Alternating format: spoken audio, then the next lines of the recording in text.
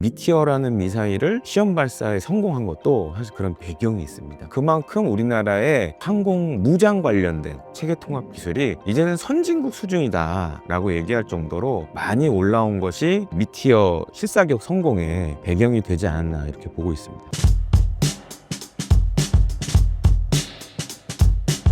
예, 안녕하십니까. 군사평론가 김대영입니다. 현재 한국국가전략연구원의 군사전문연구원을 맡고 있고요. 그 다음에 영국 제니스의 한국특파원, 그리고 몇 달 전에는 제가 매체를 하나 만들었어요. KG 패스 뉴스라고 방산 관련 전문 언론사를 하나 만들어서 이제 그걸로 활동을 하고 있고, 이 밖에 뭐 신사임당뿐만 아니라 다른 뭐 유튜브라든가 종편 뭐 이런 데서 방산, 그리고 국제정세, 그리고 군사 관련 부분된 얘기들을 하고 있습니다. KF-21 보라매의 기술력이 굉장하다고 하는데요. 기술력이 얼마나 뛰어난 건가요? 일단 좀 해외에서 반응을 좀 말씀을 드려야 될 것 같아요. 사실 이제 과거 뭐 70년대, 80년대만 하더라도 해외에서 사실 많은 전투기들이 개발이 되고 등장을 했어요. 근데 이제 2000년대 들어서면서 이게 전투기 개발하는 데 어려움도 있고 가격도 이제 천정부지로 오르기 시작하고, 그러다 보니까 전 세계적으로 사실 이렇게 신형 전투기가 나오는 빈도가 확 떨어지기 시작했죠. 근데 이제 그러면서 과거에 이제 항공우주 선진국인 나라들은 사실 신형 전투기 점점 안 나오는데, 반면에 이제 우리나라, 그 다음에 뭐 중국이라든가 이런 데는 지금 과거보다 더 활발하게 지금 신형 전투기 개발을 하고 있거든요. 특히 이제 우리나라 같은 경우 이제 KF-21 이 그런 대표적인 사례가 될 수 있고, KF-21은 보통 이제 전투기는 세대로 구분을 합니다. 그래서 4.5세대 전투기라고 많이 부르는데, 4.5세대 전투기 특징이 몇 가지가 있어요. 근데 이제 탑재하고 있는 뭐 레이더라든가 여러 가지 그런 센서리들을 융합해서 보여주는 기능. 그러니까 보통 이제 센서 융합, 그 다음에 요즘 전투기들은 각종 이제 데이터 링크를 달고 있어요. 그래서 전투기 자체 센서뿐만 아니라 외부에서 오는 정보들도 다 받아들입니다. 그래서 이거를 융합하는 기능도 갖고 있어요. 그래서 이제 4.5세대 전투기의 특성이 센서 융합, 데이터 융합, 그리고 세미 스텔스. 그러니까 완전한 스텔스는 아니지만 한 준 스텔스 기능을 갖고 있어요. 근데 이제 KF-21이 주목을 받는 이유 중에 하나가, 첫 번째로는 요즘 나온 전투기 중에서는 그래도 새 전투기다. 그리고 4.5세대 전투기의 기능을 다 갖고 있다. 그런 측면에서 사실 외국에서 주목을 많이 하고 있고, 그럼 우리나라가 어떻게 그럼 4.5세대 전투기를 만들 수 있게 됐냐. 사실 우리나라는 사실 다른 이제 선진 항공 우주 산업국들에 비해서는 늦게 시작했죠. 근데 이제 2000년대 들어서면서 그전에 이제 KT-1도 있었고 T-50도 있었고 수련을 하면서 우리나라 항공 우주 산업의 수준이 이제 많이 올라갑니다. 그리고 이제 4.5세대를 목표로 했기 때문에 그전부터 여러 가지 준비들을 해 왔었어요. 그래서 이런 것들이 사실상 우리가 지금 계획된 시간 내에 KF-21이 양산에 들어갈 수 있는 배경이 됐고요. 또 한 가지는 저는 이제 전에도 한번 말씀드린 적이 있지만, 그 KF-21을 만드는 한국항공우주산업에서 근무를 했었습니다. 그러니까 제가 22년도부터 24년 1월까지 이제 근무를 했었는데, 제가 회사 생활할 때 사실 KF-21 개발한 현장을 많이 봤어요. 근데 이제 그때 사실 저도 놀랬던 게 뭐냐면, 개발하고 연구하시는 회사 내에서 분들이 정말 밤을 새면서 일하는 걸 많이 봤어요. 저도 인제 뭐 취재 협조 때문에 KF-21 인제 엔진 테스트하는 현장도 가 보고 했었는데, 사실 어느 한 가지 실험을 할 때 여러 가지 환경적인 조건들이 있습니다. 이제 이런 걸 맞추다 보면, 예를 들어서 뭐 '오늘 오후 2 시에 해야지.' 했는데 그게 안 되는 경우가 되게 많아요. 근데 이런 것들도 사실 인제 연구 개발진들이 이겨내면서 진짜 성과를 거둬냈기 때문에 우리가 지금 이렇게 빠른 시간 내에 KF-21의 양산에 들어갈 수 있었던 게 아닌가, 좀 이렇게 생각이 됩니다. 뉴스에서 KF-21용 리티어 공대공 미사일의 실사격이 성공했다고 하는데요. 이 뉴스가 의미하는 바는 무엇인가요? 일단 KF-21은 우리나라에서 만든 국산 전투기죠. 그리고 이제 미티어 같은 경우에는 유럽 여러 나라가 같이 만든 중거리 공대공 미사일이에요. 근데 이걸 장착하는 게 그냥 일반인들 보시기에는 '달아서 하면 되는 거 아니야.' 할 수 있지만 이 전투기에서 무장을 실사격해 보고 검증하는 게 이게 말처럼 쉽지가 않아요. 그리고 인제 체계 통합이라고 보통 전문 용어로 얘기를 하는데 무장 체계 통합 같은 경우에는 상당한 노하우를 갖고 있어야 됩니다. 근데 인제 이전에 우리가 그나마 이렇게 미티어를 성공적으로 할 수 있었던 배경이 뭐냐면 지금 인제 해외 시장에서 우리가 주목받고 있는 FA50 경공격기. FA50 경공격기를 하면서 여러 해외 무장을 우리 FA50에 체계 통합을 많이 해 봤어요. 그래서 그게 사실 밑바탕이 돼서 이 미티어라는 미사일을 시험 발사에 성공한 것도 사실 그런 배경이 있습니다. 그러니까 그만큼 우리나라의 항공 무장 관련된 체계 통합 기술이 이제는 '선진국 수준이다.'라고 얘기할 정도로 많이 올라온 것이 이건 이 미티어 실사격 성공의 배경이 되지 않았나 이렇게 보고 있습니다. 전 세계 전투기들과 비교했을 때 KF-21은 어느 정도 순위에 들어간다고 볼 수 있을까요? 순위를 사실 매기기는 참 쉽지는 않은 것 같아요. 근데 판매량으로 지금 기준으로 하자면 서방 세계 그러니까 미국을 비롯한 뭐 유럽을 이렇게 기준으로 하자면 제일 많이 지금 팔린 전투기는 F-16이에요. 4,300대 정도가 지금 팔렸어요. 그리고 지금도 한 2,000여 대가 작전 운용을 하고 있고 그다음으로는 사실 크게 의미는 없어요. 그다음이 사실 2 등이 지금 누구냐? F-35예요. F-35가 비싼데 지금 F-35는 인제 좀 이렇게 생산 방식이 달랐어요. 그러니까 초도 저율 생산이라 그래 가지고 소량을 이렇게 여러 차례 나눠서 했거든요. 근데도 지금 1,000 대예요. 예 그 정도로 사실은 5 세대 전투기에서는 사실상 넘버 원이 됐고 그 뒤로는 뭐 인제 유럽에서 만든 유로파이터 타이푼 그다음에 뭐 프랑스 라팔 뭐 이런 것들이 있고 그러니까 현재 시장에서 봤을 때는 사실 인제 미국 보잉사가 만든 슈퍼호넷도 있었지만 사실상 이제 세계 시장에서 별로 각광을 못 받았거든요. 근데 지금 딜레마 중에 하나가 뭐냐면 유로파이터 타이푼이나 라팔 같은 경우에는 가격이 비싸요. 그러니까 대당 가격이 한 1,500억 정도 이상을 해요 다. 근데 인제 우리가 만든 KF-21 보라매 같은 경우에는 인제 초도 생산 들어간 인제 예산이나 이런 걸 좀 계산해 보면 대당 가격이 한 900억, 1,000억 정도 하는 것 같아요. 그러면 인제 유로파이터 라팔이나 비교했을 때는 물론 인제 유로파이터 라팔은 공대공, 공대지, 공대함, 정찰 이런 임무를 다 합니다. 그래서 멀티롤 물론 전투기마다 좀 정의가 틀려요 이게. 다양한 임무를 한다라는 용어가 좀 틀려요. 그래서 인제 유로파이터 같은 경우에는 이제 그걸 스윙롤이라고 표현하고 그다음에 인제 라팔은 옴니롤이라는 표현을 씁니다. 그런 전투기들은 일단 지금 가격이 1,500억 정도 이상을 하기 때문에 그걸 사고자 하는 나라들 입장에서는 가격적으로 굉장히 비싸다라고 느낄 수밖에 없죠. 근데 지금 KF-21은 일단 블록 1은 공대공만 하는 거예요. 근데 이제 가격이 한 900억, 1,000억 정도 하니까. 근데 이후에 만약 블록 2 뭐 인제 멀티롤 공대공, 공대지, 뭐 공대함, 뭐 정찰 뭐 이런 것까지 다 하면 지금 가격보다는 좀 올라갈 수는 있어요. 근데 1,500억 까지는 안 갈 것 같아요. 그러면 만약에 인제 우리가 해외 시장에서 라팔이나 유로파이터랑 경쟁한다 그러면 가격적인 부분과 성능적인 부분에서 메리트가 있는 거죠. 그러니까 쉽게 말씀드려서 가성비가 나쁘지 않다. 반면에 인제 F-16이랑 비교를 해 보면 F-16은 제가 앞서도 말씀드렸지만 지금 2,000여 대 정도가 지금 운용을 하고 있잖아요. 그 가격도 지금 KF-10하고 비교해 보면 같거나 오히려 쌀 수도 있어요. 그래서 F-16하고 상대하기에는 가격적인 측면에서는 조금 약간 우리가 좀 불리한 상황인데 그게 아니라 인제 라팔이나 유로파이터랑 경쟁을 한다 그러면 시장적인 가능성은 좀 높다라고 봐야겠죠. 근데 인제 좀 한 가지 문제가 있습니다. 좀 어떤 문제가 있냐면 우리가 인제 앞서 미티어 말씀드렸잖아요. 미티어가 참 좋은 공대공 미사일이긴 한데 비싸요. 발당 가격이 거의 40억 정도예요. 그러면 인제 기본적으로 KF-21은 4 발을 다는데 4발 달면 한 160억 되는 거죠.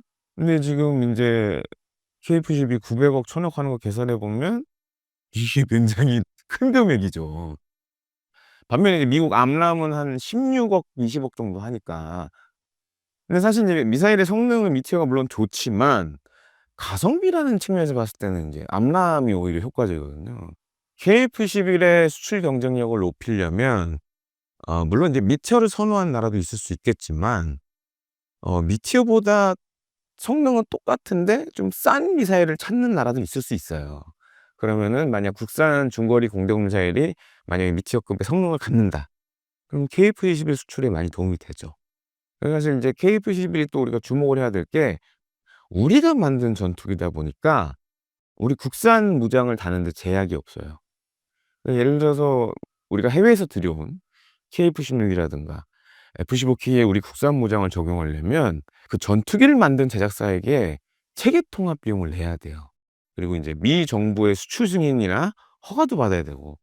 그래서 사실 그 국산 여러 유도 무기 가운데 잘 보시면 그동안 이렇게 전투기에서 쓰는 국산 무장이 없었어요, 별로. 이 이유가 대부분 우리 공군이 해외 전투기를 운용하다 보니까 미국 전투기. 그러니까 그런 약간 복잡한 문제, 비용적인 문제 이런 것 때문에 안 됐었거든요. 근데 지금 이제 KF-21은 우리가 만들었기 때문에 우리가 뭐 만든 무장들 그래서 지금 인제 국산 장거리 공대지 미사일 뭐 이런 것들도 개발을 진행하고 있고 또 한 가지로는 뭐 초음속 공대지 공대함 미사일 뭐 이런 것도 만들고 있고 그러니까 이런 것들이 만약에 인제 이후에 KF-21 블록 2 이제 멀티롤 다기능을 할 수 있는 거기에 결합이 되면 해외 시장에서도 이 KF-21 보라매를 좀 새롭게 보겠죠.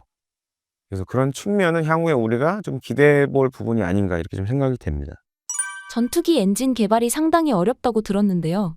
향후 엔진도 국산화가 가능할까요? 가능할 걸로 보고요. 그래서 좀 말씀을 드릴 게 우리가 국산 항공기 엔진 개발이 사실 상대적으로 좀 많이 뒤처졌어요. 그러니까 그동안 인제 우리가 미국산 전투기를 도입하면서 요 전투기에 들어가는 엔진과 관련돼서 뭐 면허 생산이라든가 이런 것들은 계속 해 왔었어요. 그러니까 기술 축적은 계속 해 왔었는데 독자 항공기 엔진 개발은 사실 지금 시작하는 거죠. 상대적으로 많이 늦었죠. 그러니까 일례로 인제 앞서 일부에서 제가 말씀드렸지만 프랑스가 만든 라팔 전투기가 세계적으로 좀 인정을 받는 부분이 뭐냐면 라팔 같은 경우에는 사실은 전투기의 거의 대부분을 다 프랑스에서 만들어요. 그러니까 중요 구성품들 엔진부터 시작해서. 왜냐면은 그렇게 할 수 있는 나라가 전 세계에서 많지가 않아요. 그러니까 속 꼽아 보면 그러니까 항공기 엔진, 무장, 항공전자 장비, 기체 이 4 가지를 다 할 수 있는 나라를 좀 살펴보면 우선 미국, 그다음 러시아, 그다음이 프랑스예요. 그다음에 요즘은 인제 중국이 거기에 들어갔고 한 요 4 나라. 과거 영국도 사실 그랬는데 영국은 사실 지금 좀 여러 항공 우주 산업이 좀 약간 쇠퇴한 부분이 있어요. 끼어들면 인제 영국까지는 넣을 수 있는데 사실 그렇게 따져 보면 전 세계에서 한 5, 6개 국가밖에 안 돼요. 그러니까 엔진까지 다 이렇게 할 수 있는 나라는. 근데 우리가 좀 아쉬움이 제가 이제 KF-21의 좀 아쉬움이 뭐냐. 사실 KF-21을 했을 때 예산이 좀 들더라도 동시에 좀 진행을 했었으면 오히려 좀 좋지 않았을까라는 좀 아쉬움을 많이 갖고 있죠. 왜냐면 향후에 인제 우리가 KF-21을 수출을 해야 되는데 미국산 엔진을 쏘다 보니까 수출을 할 때 미국 정부의 허가를 받아야 돼요. 그 EL 익스포트 라이센스 관련된 문제들이 사실은 있어요. 근데 만약에 우리가 국산 엔진을 장착하게 되면 그런 부분이 해소가 될 수 있는 거죠. 또 한 가지는 인제 장기적으로는 지금 인제 KF-21에는 F414 미국 제너럴 일렉트릭 만든 이 엔진이 들어가는데 원래 이 엔진은 우리 KF-21을 위해 만든 엔진이 아니에요. 그러니까 인제 지금 이제 미 해군에 쓰고 있는 아마 영화 탑건 2 보신 분들 아실 텐데 이 슈퍼호넷을 적용하기 위해서 만든 엔진이에요. 근데 지금 인제 문제가 슈퍼호넷이 인제 사실상 단종이 됐어요. 그러면 인제 더 이상 새로운 엔진을 만들 일이 없죠. 그러니까 미국 내에서 생산 라인이 인제 하강기로 들어가는 거예요. 그러다 보니까 이렇게 되면 결국에 어떤 문제가 생기냐면 우리가 KF-21을 만약에 만든다고 해도 엔진이 단종이 될 가능성이 있는 거예요.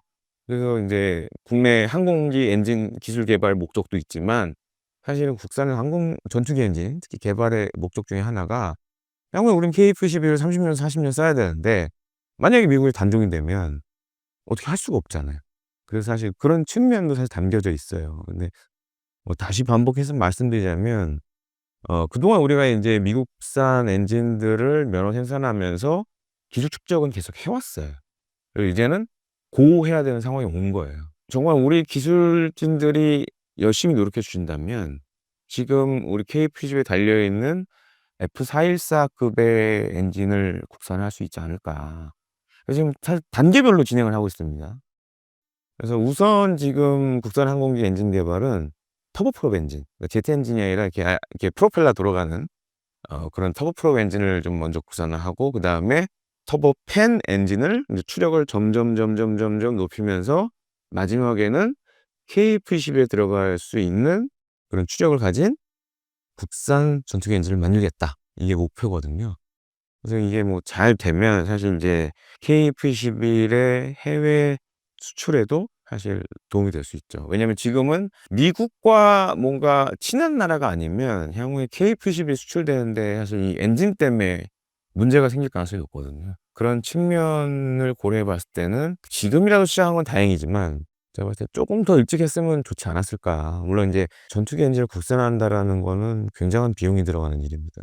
사실 인제 KF-21을 연구 개발하고 하는 뭐 양산까지 지금 한 8조 이상을 보고 있는데 8조 7천억 생각하고 있는데 제가 봤을 때는 지금 예상했던 8조 7천억 보다는 좀 더 들어갈 것 같아요. 왜냐하면 인제 KF-21에 들어가는 해외 주요 구성품들이나 이런 것들이 코로나19 때문에 이제 공급망 붕괴가 왔잖아요. 그리고 사실 뭐 지금 이거 보시는 구독자분들도 아시겠지만 물가가 많이 올랐잖아요. 근데 이 8조 7천억 이라는 예산을 상정했던 거는 뭐 2010년 중반이었거든요. 그러니까 지금 이제 물가 상승 이런 거 고려해 보면 8조 7천억 원 이상이 될 것 같다. 근데 인제 엔진 개발도 비용이 잘못하면은 뭐 그 정도 들어갈 수 있는 거죠. 그래서 사실은 이 프랑스 라팔이 아까 일부에서 말씀드렸지만 1,500 억이 넘는다고 제가 말씀드렸잖아요. 그게 사실 그 이유 때문이에요. 엔진이라든지 여러 가지 뭐 중요 구성품들, 무장 이런 것들을 다 국내에서 독자 개발했기 때문에 프랑스가 아무리 뭐 우리나라보다 뭐 잘 사는 선진국이라고 하지만 전투기를 보유하는 데는 대수의 한계도 있고 뭐 무한정으로 전투기를 만들어낼 수 있는 건 아니에요. 그리고 운용할 수 있는 건 아니잖아요. 그러다 보니까 상대적으로 시장 규모를 못 갖추게 되죠.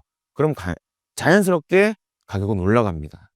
그래서 인제 그런 문제가 있는데도 불구하고 사실 프랑스 라팔은 지금 인제 어느 정도 선전하고 있고 그러니까 라팔의 케이스가 우리 KF-21에 굉장히 좋은 롤 모델이 될 수가 있어요. 우리가 인제 엔진도 국산화하고 KF-21에 들어가는 지금은 사실 해외에서 가져오는 구성품들이 있는데 이런 것들을 하나 두 개씩 국산화하면 해외 시장에서 예를 들어서 '아 우리는 미국의 간섭을 받고 싶지 않다.'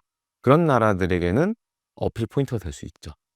그런 측면은 어떻게 보면 KF-21 수출에 좋은 계기를 마련해 줄 수 있다라고 말씀을 드리고 싶습니다.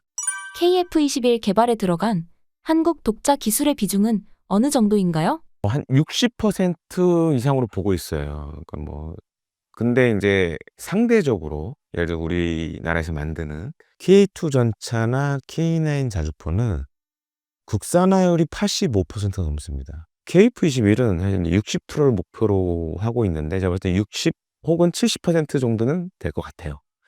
근데 아직도 좀 중요한 구성품들은 사실 해외 의존도가 높아요. 그래서 이것도 향후에는 어떻게 더 국산화를 진행을 할 거냐라는 부분도 있고 또 한 가지로는 이제 독자 기술을 꼽자 그러면 우리가 인제 항공기 조종의 핵심은 이 조종 계통이라고 할 수 있겠습니다. 특히 이제 플라이 바이 와이어 이 디지털 플라이 바이 와이어 방식이 굉장히 중요한데 KF-21 예를 들어 전에 우리가 TO-10이나 뭐 FA-50은 외국 거를 갖다가 했어요. 근데 지금 KF-21은 이거를 우리가 인제 TO-10, TA-50, FA-50 하면서 노하우가 쌓였잖아요. 그래서 이거를 국산화를 했습니다. 항공기 조종하는 계통은 메이드 인 코리아예요 이제. 옛날에는 인제 메이드 인 USA 막 이랬는데 그러니까 그 정도로 사실 인제 조종 계통 관련된 부분 그다음에 인제 뭐 레이더라든가 이런 것들도 이제 하나 시스템에서 만드는 뭐 능동주사 배열 방식, 우리가 이제 흔히 인제 A사 방식의 레이더, 그리고 중요한 항전 장비들, 그러니까 인제 전투기에 필요한 뭐 앞서 말씀드린 레이더라든지 디스플레이라든지 뭐 이런 것들, 그다음에 인제 뭐 전자전 장비, 자체 보호 장비, 이런 것들도 지금은 다 국산 제품을 써요. 그러니까 이전에 뭐 F-50이나 T-50, T-50은 우리가 그때는 기술이 안 돼서 못 했는데 지금은 이 기술적으로 많이 발전이 됐고, 또 우리나라가 또 IT가 발전한 나라 아니에요. 그러다 보니까는 그런 측면에서 KF-21은 어떻게 보면 이런 기술적인 성과들을 지금 다 집약이 되어 있다라고 말씀드리고 싶고, 일례로 한 가지만 말씀드리면, 여기서만 이거 말씀드리는 건데, 이 KF-21에 보시면 조종석에 이렇게 디스플레이가 있습니다. 근데 이게 와이드 디스플레이예요. 그러니까 디스플레이 큰 게 하나가 달려 있어요. 근데 과거에는 사실 우리나라가 그런 거를 만들지 못하다 보니까 외국산, 외국 업체의 그런 항공 전자용 디스플레이를 찾아 썼는데, 지금은 KF-21에 들어가는 이 대형 이 디스플레이는 만든 데가 어디냐면 LG 디스플레이. 그래서 LG 디스플레이 갖다가 다른 방산 업체에서 이거를 전투기용으로 다시 만들어요. KF-21 전투기 조종석의 특징 중에 하나가 뭐냐면 그 큰 디스플레이, 그리고 터치 스크린입니다. 터치 스크린 방식을 사용하고 있어요. F-35도 똑같아요.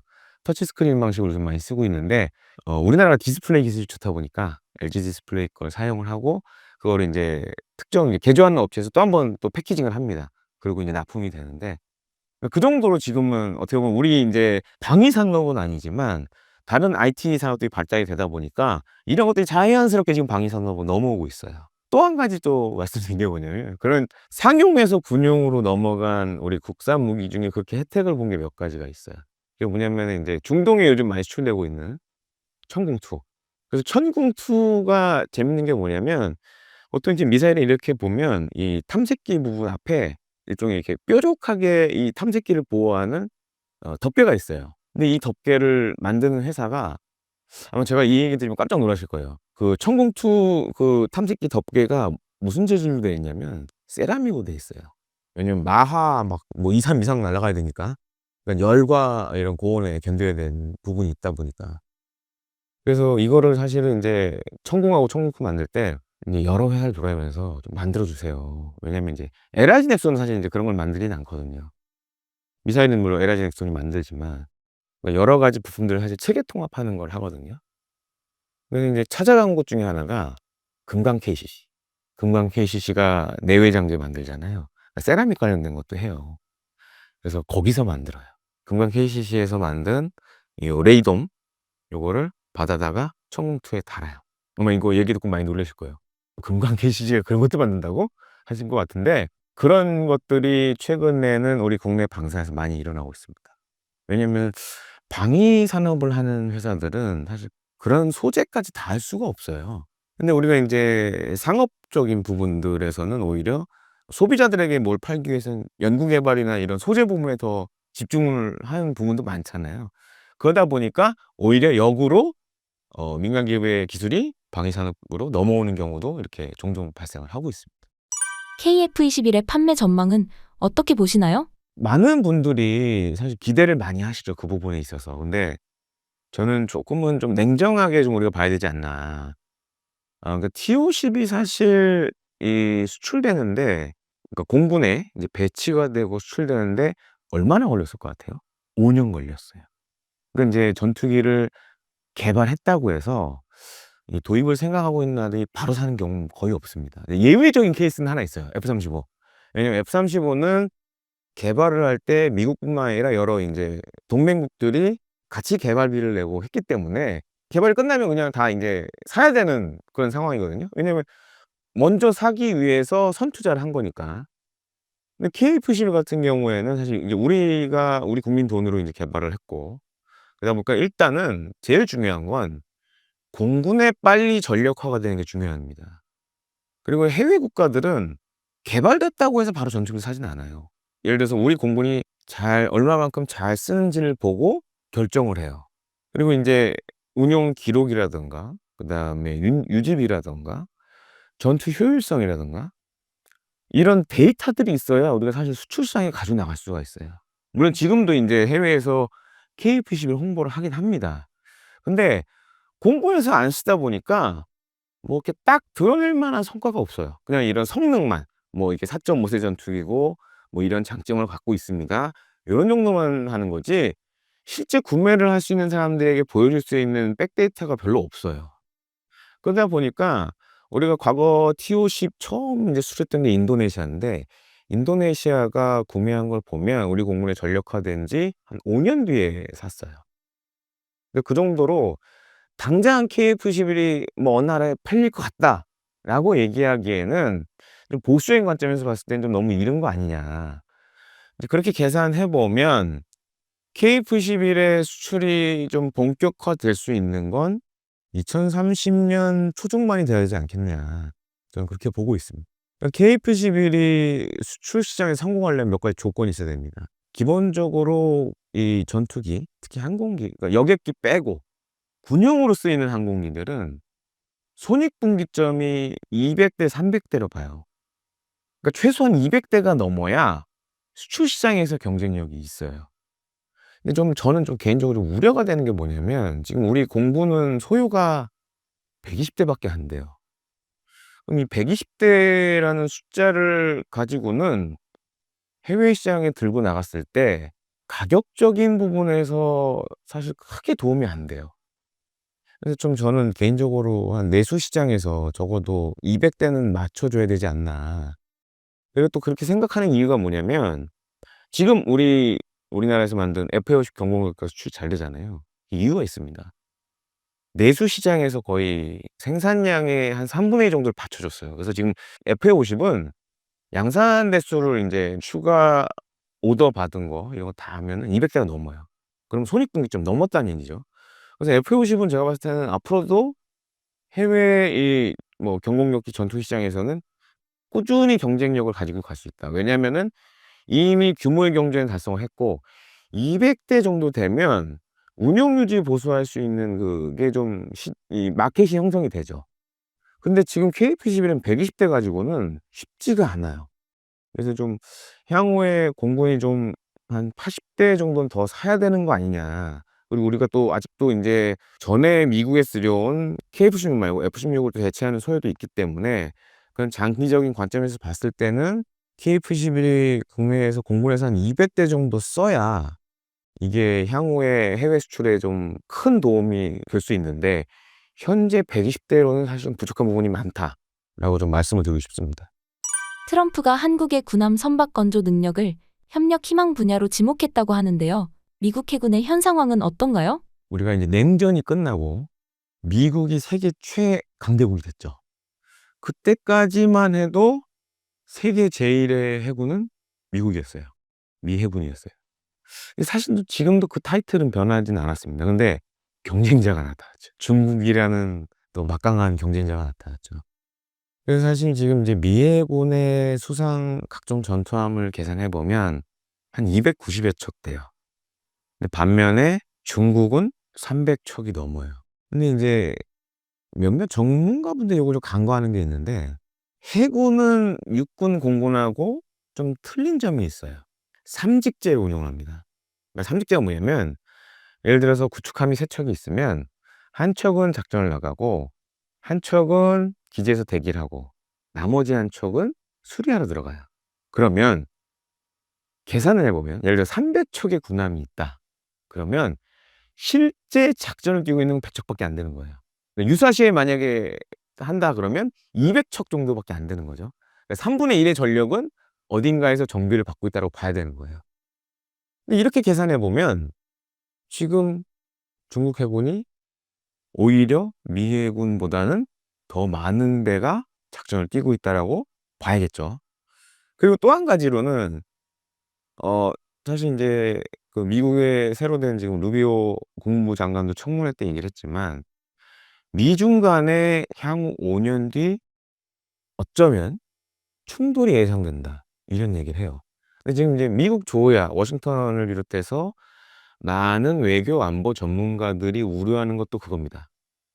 그게 언제인지는 모르겠지만 빠른 시간이 될 수도 있고 어쩌면 안 올 수도 있지만 어쩌면 미국과 중국이 전쟁을 벌일 수도 있다라고 생각을 하고 있어요. 이건 트럼프 일기 행정 때도 마찬가지였습니다. 만약에 미국과 중국이 인도태평양 지역에서 붙는다. 그럼 그 장소가 어디겠어요? 바다죠. 근데 지금 인제 제가 앞서 말씀드렸잖아요. 미 해군의 전투함이 한 290여 척 된다고. 근데 미 해군은 전 세계를 대상으로 작전합니다. 그럼 290여 척 따져 보면 그걸 30 제로 돌려보면 80 척, 90 척 이 정도가 지금 전 세계 바다에 나와 있는 거예요. 근데 중국은 물론 대양 해군하면서 전 세계 여러 곳을 지금 이렇게 막 하고 있지만 미국만큼은 아니에요. 중국 해군의 주요 작전 지역은 인도 태평양이에요. 그러니까 인도 태평양에 한 100여 척의 중국 배가 지금 있다라고 보시면 돼요. 반면에 미 해군은 80 척, 90 척 되는 배가 전 세계에 퍼져 있는 거예요. 숫자상으로 보면 이게 게임이 안 돼요, 지금. 그러니까 최근 몇 년 사이에 무슨 일이 벌어지냐면 미국이 인제 바다에서 미 해군이 훈련할 때 보면 동맹국들을 계속 포함을 시켜요. 그 뭘 얘기하냐? "우리 배가 없다 지금. 친구들아 같이 싸워야 된다." 이렇게 된 상황이 온 거예요. 그래서 미국 내에서 이게 굉장히 심각한 문제입니다, 지금. 그리고 이것도 우리에게 영향을 줄 수가 있어요. 어떤 영향을 줄 수 있냐? 만약에 물론 그런 일이 일어나면 안 되지만 남북한 간에 만약에 뭐 제2의 6.25 전쟁 같은 게 터졌다. 터졌는데 뭐 우크라이나전처럼 우크라이나는 아니지만 중동에서 미국이 군사적 개입을 해야 되는 상황이 생겼다. 그러면은 동원되는 전투함이 분산이 되는 거죠. 그러면 우리한테도 그 영향을 줄 수 있는 거고. 그러니까 이게 굉장히 미국을 포함한 동맹국들에게는 심각한 문제입니다, 이게. 그래서 그런 부분에서 지금 트럼프 2기 행정부는 많은 지금 개선을 하려고 그러고 이제 그게 드러난 게 뭐냐면 트럼프 대통령이 2기 행정부 출범하자마자 인제 윤석열 대통령과 통화를 했죠. 그래서 한국의 조선업에 관련돼서 언급도 했고. 사실 그 얘기를 왜 했냐? 그런 위기가 지금 깔려 있어요. 그 미국은 어마어마한 땅덩어리를 갖고 있지만 해양 국가예요. 바다로 인해서 선진국이 됐어요, 바다를 장악하면서.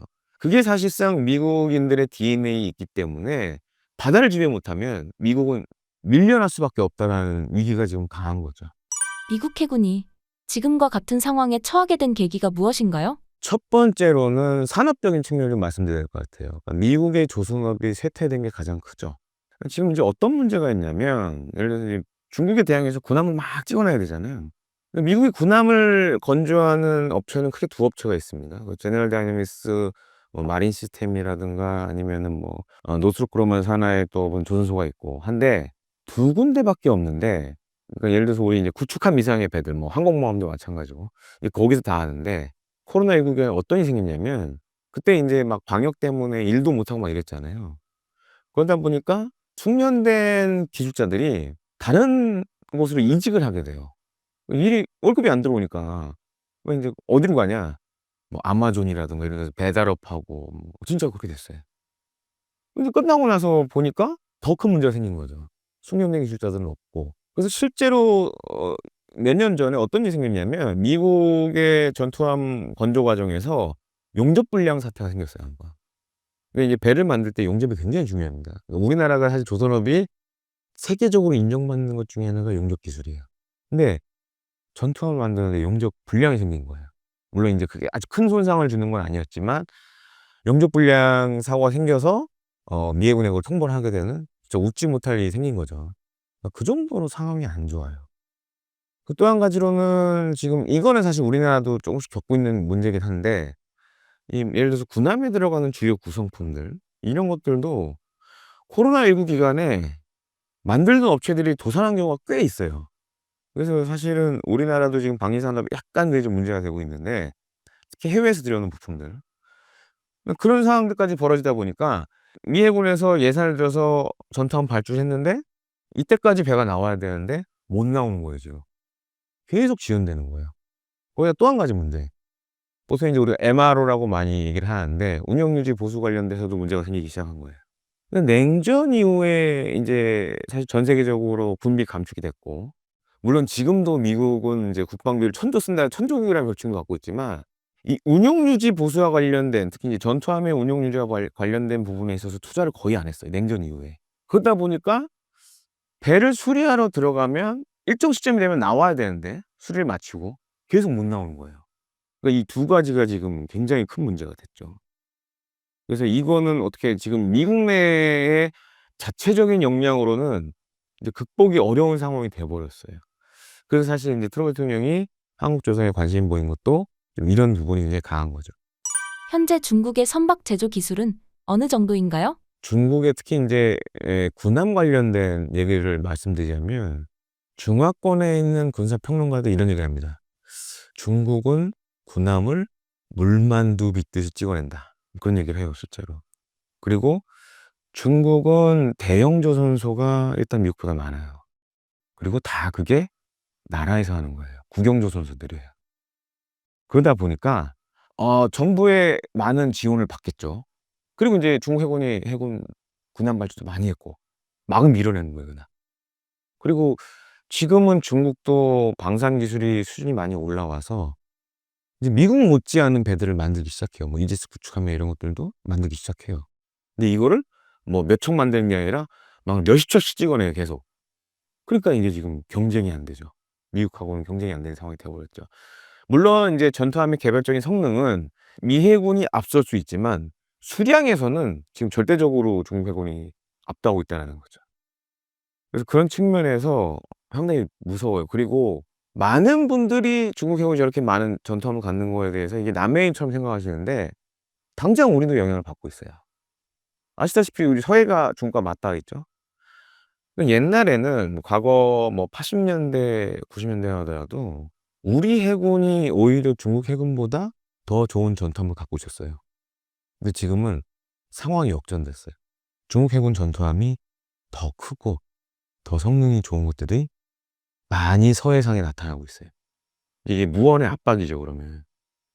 그래서 우리가 생각하기 싫지만 이제 서해에서 만약에 중국군과의 충돌이 일어나면 '감당을 못할 수 있지 않을까.'라는 생각이 들 정도로, 물론 이제 미국이 도와주면 얘기는 달라지지만 그 정도로 지금은 사실 중국 해군이 사실상 세계 2위 정도의 전력을 갖고 있기 때문에 무섭죠. 예, 그런 측면에서. 지금과 같은 미국과 중국의 일촉즉발인 상황에서 한국 조선업은 어떤 기회를 잡을 수 있을까요? 일단 첫 번째로는 그래서 지금 미 해군이 생각하는 거는 제가 앞서 이제 두 가지 문제를 말씀드렸는데요. 전투함 건조, 그다음에 운용 유지 보수. 이걸 앞으로 획기적으로 어떻게 발전시킬 거냐라고 고민을 많이 하고 있어요. 제가 설명드렸다시피 미국은 지금 답이 안 나온 상황이고, 그래서 생각한 게 동맹국을 생각하게 됐죠. 근데 이제 그렇게 꼽히는 나라가 일본하고 한국. 근데 인제 일본도 사실은 이제 과거에는 뭐 우리 못지않는 조선 강국이었지만 사실 우리나라가 그 자리를 탁 밀어버렸죠, 그냥. 그러면서 인제 밀려났는데, 그러면서 인제 일본은 조선소들이 인수합병을 했습니다. 그래서 지금 이제 JMU라고 해 가지고 인수합병을 통해서 큰 지주회사 하나로 해 가지고 다 통합이 거의 다 된 상황이에요. 근데 이제 특수선, 군함 쪽만 보면 최근에 요 몇 년 사이에 일본 해상자위대가 중국 해군에 대항하기 위해서 군함 발주를 많이 했어요. 그래서 신규 발주한 군함의 양이 어마어마합니다. 근데 이제 이번에 조선하고 이제 축소가 됐고, 그러니까 일본의 조선함은 지금 미 해군의 어떤 전투함 검대라든지 아니면 MRO를 하기에는 여력이 많지가 않아요. 자기네 자국 수요가 너무 많아서. 근데 반면에 우리나라는 군함 쪽 관련돼서 우리나라에 군함 만드는 조선소가 몇 군데인지 아세요, 혹시? 4 군데가 있습니다. 내수 시장 규모 대비 너무 많아요, 우리나라는. 근데 그렇다고 기술력이 떨어지는 것도 아니에요. 그러니까 어떻게 보면 인제 일본보다 우리나라가 캐파 부분에서 봤을 때는 여력이 많다. 그리고 인제 지금 인제 미국의 그런 인제 군수 지원함 뭐 이런 것들 MRO를 지금 하나오션에서 하고 있고. 근데 올해 아마 더 많은 양이 나올 것 같아요. 그리고 인제 업계에서 나온 얘기로는 인제 미 칠함대가 사실 일본에 있는데 거기에 인제 중요한 전투함들이 많이 있습니다. 근데 특히 중요한 게 인제 이지스 구축함인데, 이 이지스 구축함 MRO 사업이 나올 것 같다. 그래서 아마 '한국과 일본 간에 경쟁이 있지 않을까.' 뭐 이런 것도 지금 예상이 되고 있는 상황입니다. 그러니까 조선업을 잘하는 나라, 조선을 잘하는 나라가 사실 5 손가락 안에 밖에 안 들죠. 그게 뭐 열 몇 개 되는 건 아니고. 근데 중국은 줄 수가 없잖아요. 적국인데 줄 수가 없고. 그렇게 따지면 일본 항공인데 일본은 사실 인제 특수선 사업 쪽이 지금 자국내 물량 소화하느라 바쁘고 다른 데 신경을 쓸 여력이 없고 그러면 자연스럽게 지금 할 수 있는 데는 우리나라밖에 없어요. 안 그러면 인제 유럽으로 가야 되는데 유럽은 인건비가 너무 비싸고 경쟁력이 없고 유럽도 조선업이 지금 많이 축소가 됐죠. 예를 들어 건조 능력, 유지 보수 능력을 할 수 있는 데는 이게 약간 인제 보시는 분들 입장에서 '야 너무 국뽕 아니냐.' 이럴 수도 있는데 이건 인제 객관적인 사실로 말씀드리면 우리나라밖에 없어요 진짜. 그렇다고 호주가 살 리는 없고 호주는 사실 뭐 만드는 전투함마다 문제투성이었으니까. 따지면 그렇게 따지면 갈 데가 없다는 거죠. 트럼프가 한국 조선업을 희망한 이유가 무역 관련이 아닌 태평양 전쟁을 준비하기 위한 걸 수도 있나요? 그러니까 그 밑바탕에는 그게 깔려 있어요. '미국과 중국이 언젠가 태평양에서 충돌을 할 것 같다.' 그게 중국의 대만 침공이 될 수도 있고 아니면 남중국해 문제가 될 수도 있고 그 생각들 다 하고 있어요 지금. 근데 이게 한 10년 전부터들 다 그 생각했거든요. 근데 지금 잘 보면 충돌로 가기 위해서 한 단계 한 단계씩 가고 있어요. 그런 일이 일어나면 안 되지만. 그러니까 이제 미국 입장에서는 다급한 거죠. 다급한데 영향을 안 받쳐 주고 그래서 이제 동맹국들에게 지금 손을 벌릴 수밖에 없는 상황이 된 거죠. 대한민국과 북한의 육해 공군의 군사력을 비교해 주신다면요? 요건 좀 심플하게 답변을 드려야 될 것 같아요. 그러니까 일단 숫자상으로는 북한이 절대적 우위입니다. 절대적 우위인데 질적인 측면에서 봤을 때는 우리가 넘사벽이죠 인제. 우리가 넘사벽으로 너무 높죠. 숫자는 거기가 많지만 무기 체계 하나하나의 그런 성능이라든가 능력을 봤을 때는 뭐 우리가 거의 넘사벽 수준을 갖고 있고 근데 인제 북한은 사실 제가 봤을 때는 '군사력의 허수가 많다.'라고 좀 봐요. 왜냐? 자 우리의 지금 병력이 50만이 좀 안 됩니다. 근데 인제 뭐 저도 군대 갔다 왔지만 제가 군대 가서 밥을 못 먹거나 군복을 못 입거나 이런 일은 없었어요. 제가 갔던 거는 이제 99년도에 갔으니까. 그때 뭐 우리나라 먹고 살 만했으니까. 근데 북한은 경제난이 심각시되다 보니까 아마 여기서도 이제 탈북자분들 나와서 많이 이야기하셨겠지만 일단 북한군은 의식주가 해결이 안 돼요. 그게 가장 커요. 그러다 보니까 북한군하고 우리 군 이렇게 장병들 뭐 사진 같은 거 보시면 아시겠지만 체력적으로 차이가 크죠. 그리고 그 차이가 드러난 게 북한의 우크라이나 참전이죠. 보면 거기 지금 나가 있는 이 북한군 장병들이 뭐 20대 초중반으로 보이는데 우리나라 20대 초중반들하고 비교해 보시면 상당히 왜소하죠. 근데 그 사람들이 북한 최정예 특수부대 요원들이란 말이에요. 그걸 보면 '아 역시 이게 체력적으로도 한계가 있구나 얘네들이. 성장이나 이런 걸 못 했으니까.' 그게 너무 커 보이고 그러니까 북한군의 지금 제일 큰 문제는 전쟁을 뭔가 남침을 할 수 있는 수준의 그런 군사력은 갖고 있지 못한 것 같아요 제가 봤을 때는. 러우 전쟁에 파견된 북한군을 봤을 때 북한군의 상태는 어떻게 평가하시나요? 사실 제가 인제 여러 SNS 채널을 통해서 사실 매일 봐요 저는. 우크라이나 관련된 걸 매일 보는데 보고 지금 인제 많이 나왔었죠. 뭐 드론에 공격당하고 이런 거 보면 우리에게 안보적 위협을 주는 대상이기도 하지만 좋든 싫든 같은 민족이잖아요. 보면서 참 슬퍼요 사실. 엄청 슬퍼요. 우리 같은 민족이고 저 젊은 친구들이 저 명분 없는 전쟁에 가서 용병으로 싸우고 있는 모습을 보면 그리고 막 사실 인제 방송이나 이런 데서는 인제 모자이크 처리하고 그러지만 SNS 통해서 보면은 정말 막 내장이 튀어나온 거 다 보여요. 정말 끔찍하죠. 그래서 전 그걸 보면서 참 하여튼 좀 씁쓸하다. 그리고 전반적인 전투 능력도 보면 인제 북한군 같은 경우에는 남침을 위해서 한반도에서의 작전을 하기 위해서 이렇게 준비되어 있는 군대였지 우크라이나라는 그런 저런 전장에 싸우기 위해서 훈련을 한 건 아니었거든요. 그러다 보니까 지형적인 불리함을 많이 안고 전투를 하고 있는 거죠. 거기에 더해서 사실 지금 이제 뭐 드론이 워낙 우크라이나에 변수가 되고 있고 그러다 보니까 북한군이 뭔가 액션을 취할 거를 우크라이나군이 미리 다 알고 있어요, 드론을 통해서. 그러니까 공격의 의도가 뻔히 보인다는 거죠. 그러면 인제 뭐 드론이 직접 날아가서 타격을 하기도 하고 포로 쏘고 막 이러거든요. 그리고 잘 보면 러시아군이 지원들도 잘 안 해 줘요. 그러니까 예를 들어서 이렇게 전선으로 공격을 할 때 전선 앞쪽으로 뭐 연막탄을 쏴 준다든가 뭔가 이제 은폐, 엄폐할 수 있는 걸 해 줘야 되는데 그것도 전혀 안 해 줘요 지금 보면. 죽으라고 그냥 가라는 거죠. 니들이 희생을 통해서 돌파를 해라. 굉장히 무책임한 거죠 그건. 그래서 저런 측면에서 봤을 때는 '야 정말 의미 없는 개죽음을 하고 있다.' 그리고 또 한 가지로는 저 병사들이 전쟁이 끝나도 북한으로 가기는 쉽지 않을 것 같다. 왜냐 김정은 입장에서는 지금 인제 저렇게 간 장병들 러시아에서 달러로 월급 꼬박꼬박 주고 이 큰 외화 수입원이 되고 있는데 저 사람들 만약에 북한에 다시 돌아오잖아요. 체제 이반의 중심에 설 수 있어요. 왜냐면 일단 자유를 맛봤기 때문에 저 사람이 다시 돌아오면 '아 러시아는 이런데 북한은 왜' 이런 얘기할 수 있는 사람도 있을 거 아니에요. 그러다 보면 만약에 우크라이나전이 끝나도 상당 기간 러시아에서 뭐 그게 군인이 됐든 아니면 뭐 재건 사업이 됐든 이런 걸로 상당 기간 있지 않을까. 그리고 이렇게 예를 들어서 뭐 1000명 단위를 쪼개서 북한으로 들여온다든가 로테이션 하는 개념으로.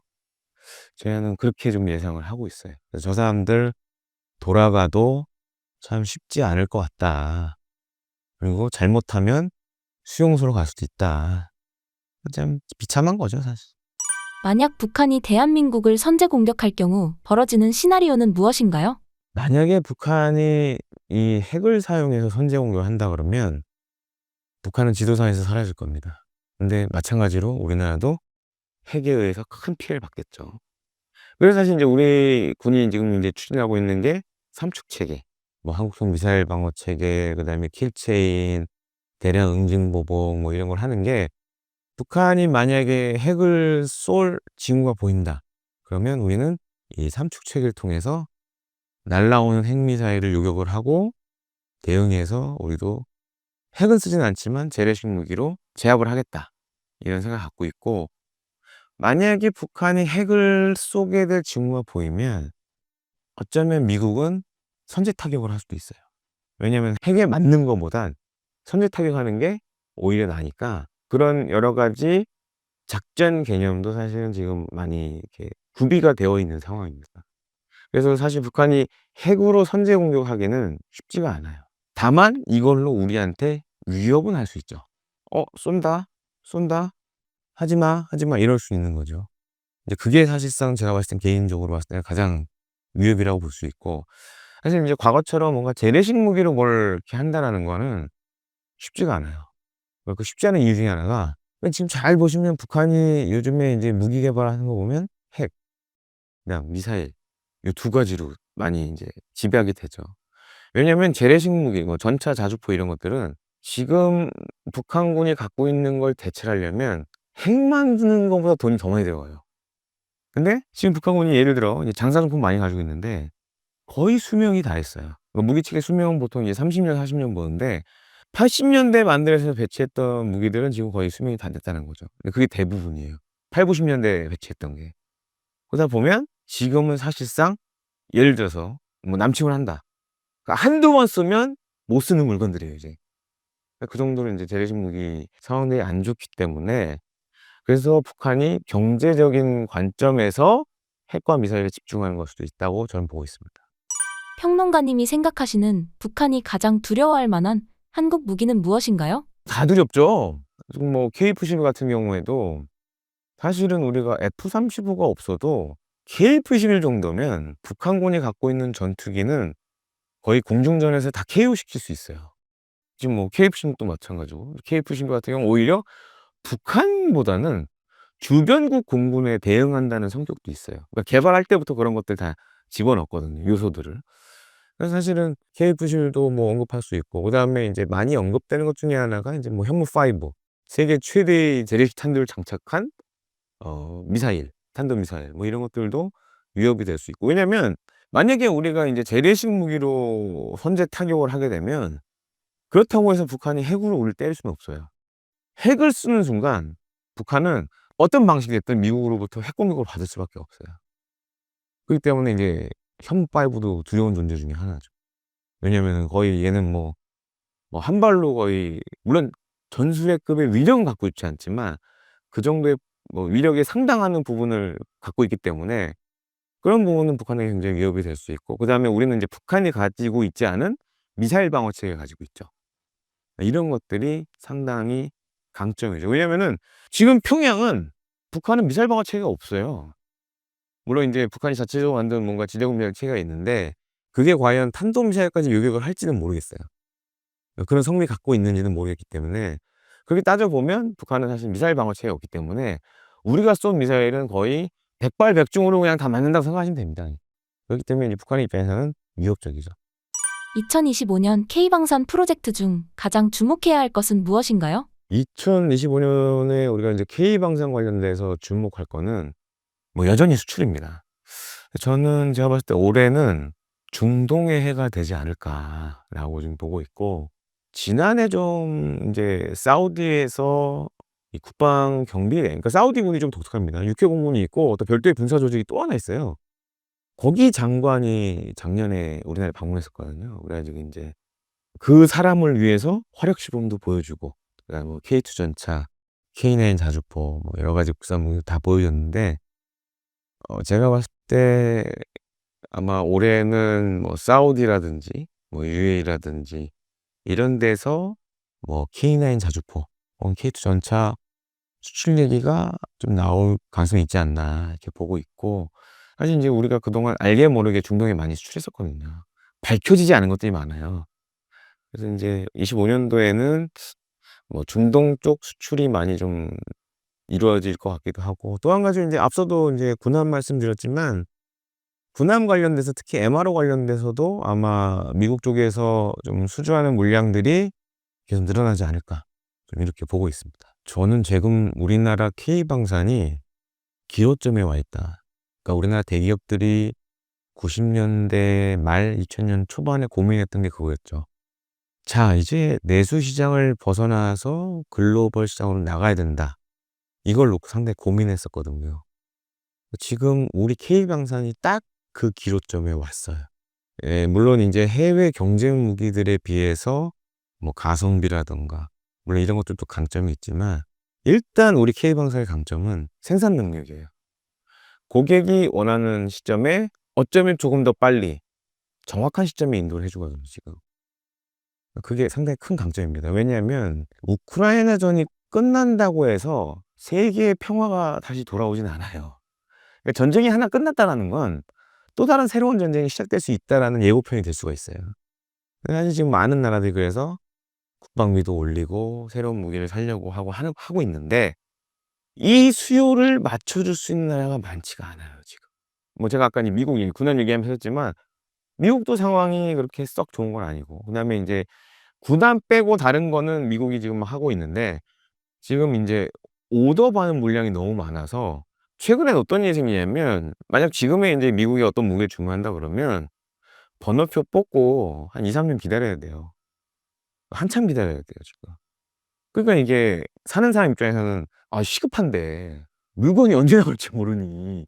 이 문제가 있는 거예요. 사실 지금 우리나라도 쪼금 그런 상황이 오고 있어요. 예를 들어서 현대로템 KT 전차 만드는, 지금 가동률이 100%가 넘었어요. 공장 가동률이 101점 몇 프로예요 지금. 그럼 이게 의미하는 게 뭐냐? 라인이 풀로 들어가고 있다라는 거예요. 근데 우리나라는 그나마 그래도 여지가 있어요. 왜냐면 안 되면 정말 야근하면서까지도 물건을 만드니까.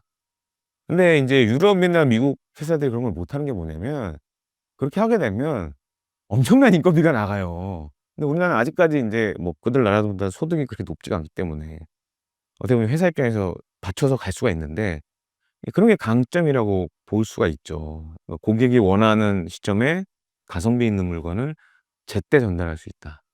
근데 여기서 더 나가려면 예를 들어서 금융이라든가 홍보라든가 이런 데에 이제는 신경을 많이 써야 되는 상황이죠. 지금 인제 전 세계적으로 사실 인제 K2 전차가, 저는 인제 전차계의 제네시스라고 하는데 보통 표현을 많이 하는데, 그 제네시스에 가진 단점이 몇 가지가 있죠.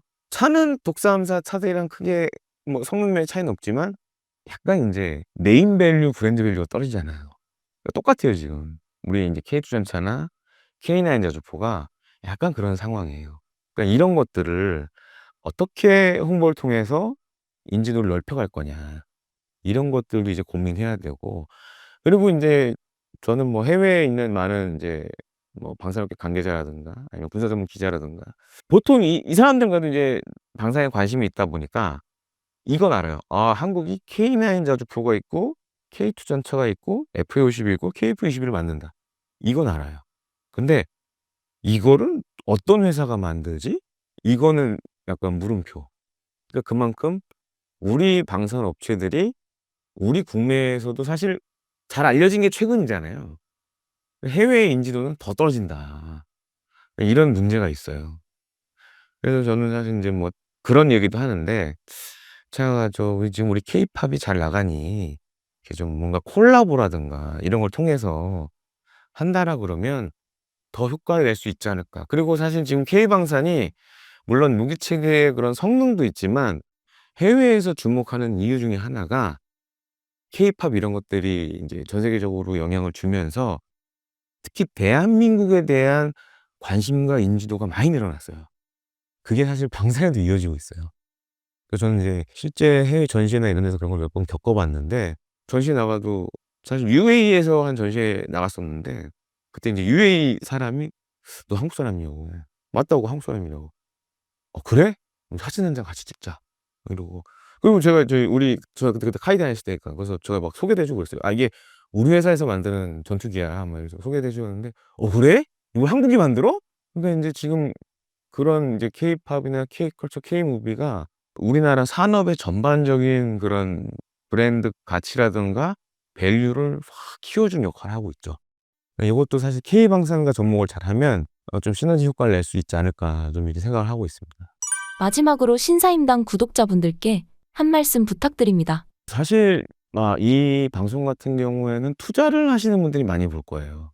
근데 이제 K방산이 뭐 2022년 전만 해도 주식 시장에서 파워가 별로 없었어요. 사실 중무장대 우리가 많이 중공업 쪽 뭐 이렇게 해 가지고 껴있는 상황이었는데, 2022년 인제 폴란드 대규모 방산 수출이 터지고 나서 주가가 지금은 몇몇 특정 업체는 그렇게 안 올랐지만 3배 이상씩 올랐어요 지금. 근데 제가 봤을 때는 그게 '앞으로 더 갈 수 있겠다.'라고 저는 보거든요 지금. 왜냐면 인제 앞서 제가 오랜 시간 설명을 드렸지만 지금 전 세계적으로 이 재래식 무기에 대한 수요는 계속 늘어나고 있는데 공급이 못 받쳐줘요. 근데 이 공급을 해줄 수 있는 나라가, 그러다 보니까 우리나라가 계속 좁혀지고 있는 상황. 그래서 투자적인 관점에서 이제는 K방산도 점점 어떻게 보면 이제 메인 스트리트로 올라오는 거 아니냐 저는 이제 보고 있고, 또 한 가지로는 저는 사실 이제 미국 주식 하시는 분들 그때도 이제 말씀드리는 게 뭐냐면 미국 방산주 주목해라. 지금 미국 방산주도 트럼프 2기 행정부 들어서면서 물론 이제 오르락내리락이 있었지만 올라갔던 적이 꽤 많았어요. 그리고 인제 미국 방산주도 특징이 뭐냐면 미국 주식 그렇잖아요. 미국 방산주들도 배당이 괜찮아요. 쏠쏠해요 걔네들도. 그래서 국내 방산주, K 방산주, 그다음에 아메리칸, 미국 방산주 잘 하시면 굉장히 괜찮지 않을까. 그리고 인제 또 주목해야 될 게 미국은 좀 더 재밌더라고요. 제가 인제 사실 요즘 관심 있게 보는 게 이 방산 주식, 뭐 우리나라뿐만 아니라 미국 거 인제 막 보고 있는데, 그렇다고 제가 주식 투자하는 건 아니지만 미국은 보면 이렇게 사실 우리 스타트업들은 대부분 이제 비상장들이 많잖아요. 근데 미국은 그런 비상장된 주식도 이렇게 좀 트레이드하는 이런 시스템을 갖추고 있더라고요. 그래서 인제 그런 비상장된 미국의 방산 스타트업들도 이게 투자의 가치가 좀 높지 않나 그렇게 보여지고 좀 떠오르는 회사들이 몇 군데 있어요. 특히 인제 요즘 미 국방부 같은 경우에는 기존에 있던 방산업체보다는 새로운 스타트업 방산업체들을 많이 육성하려고 노력을 해요. 그래서 실제로 그런 붐이 좀 일어나고 있고, 그래서 그런 걸 잘 보시면 오히려 좋은 투자 기회가 생기지 않을까 좀 이렇게 생각이 돼서, 지금 사실 뭐 우리나라 경제가 사실 안 좋은데도 불구하고 K방산주는 잘 나가요 지금. 사실 제가 인제 저도 이제 전에 방산업체 근무를 했었고 인제 친한 분들이 있는데 땅을 치고 후회하는 분들이 많아요. 그러니까 이제 다니면서도 긴가민가하는 거예요. '아 저게 될까?' 이랬는데 3 배가 뛰었으니까. 예, 자사주 갖고 이렇게 회사 다니면 자사주 매입이 가능하잖아요. 근데 그게 약간 묶여 있잖아요. 2년 몇 년 지나야 팔 수 있으니까.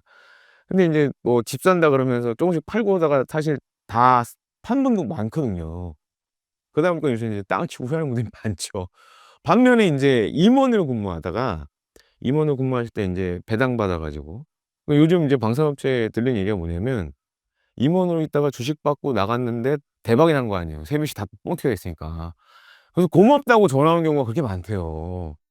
아 그래서 내가 덕분에 이렇게 먹고 산다고.